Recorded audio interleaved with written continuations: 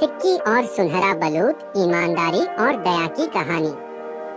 घने हरे जंगल के बीच में एक छोटा और साहसी गिलहरी नामक सिक्की रहता था।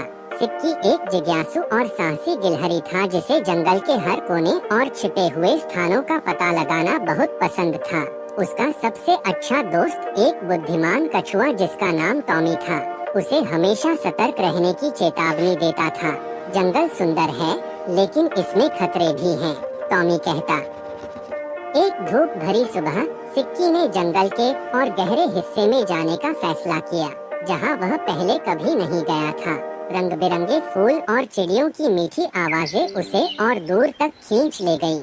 उसने एक चमकती हुई धारा खोजी और उसे फॉलो करते हुए आगे बढ़ गया, उम्मीद करते हुए कि यह उसे किसी रोमांचक नए स्थान पर ले जाएगी।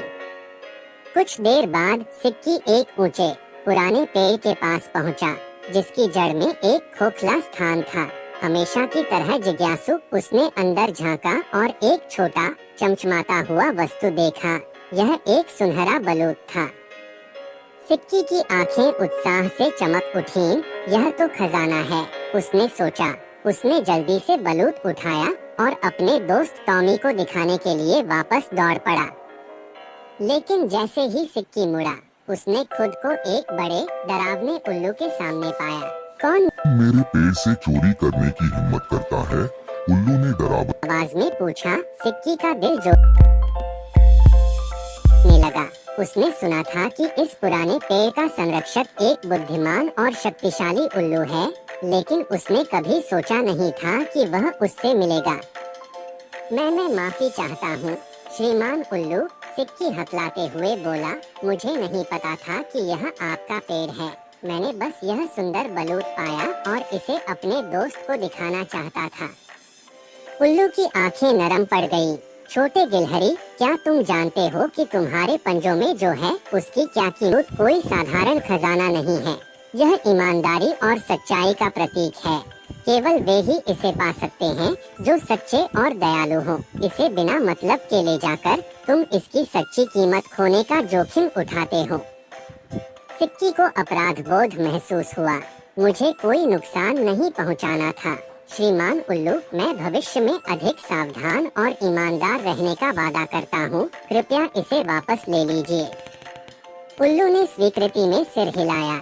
ठीक है छोटे बच्चे, मैं तुम्हारे दिल में सच्चाई देखता हूँ। इस बलूत को अपने पास रखो ताकि तुमने आज जो सबक सीखा है उसे याद रख सको।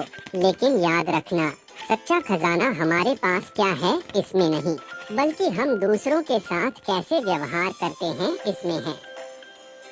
इसके साथ ही उल्लू ने अपने शानदार पंख फैलाए और उड़ गया। सिक्की ने सुनहरे बलूत को कसकर पकड़ लिया और घर वापस जाने लगा, उल्लू के शब्दों पर विचार करते हुए।